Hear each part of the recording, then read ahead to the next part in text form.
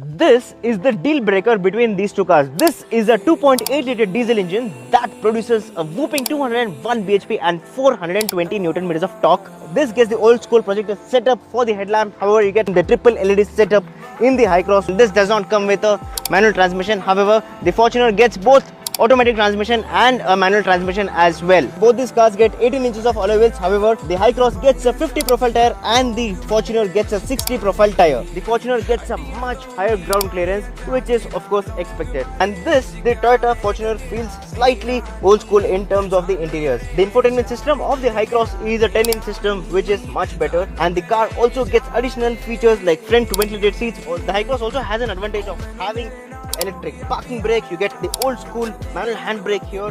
The Hycross also gets memory seats, and more importantly, there is no panoramic sunroof in the Fortuner, but the Hycross gets a proper panoramic sunroof. The Hycross feels so much more comfortable than the Fortuner. Hycross gets more headroom, more legroom, and better under thigh support overall. And not just that, the Hycross also gets captain seats for the second row there. And more importantly, you'll have to do the adjustment manually in the Fortuner, but the Hycross gets powered second row seats. And a huge advantage here for the Fortuner is this fuel tank capacity is a freaking 80 liters, but on the Hycross it's limited to 52 liters only. And the third row space of the Fortuner is slightly lesser than the Hycross because Hycross gets a more comfortable and more practical third row space.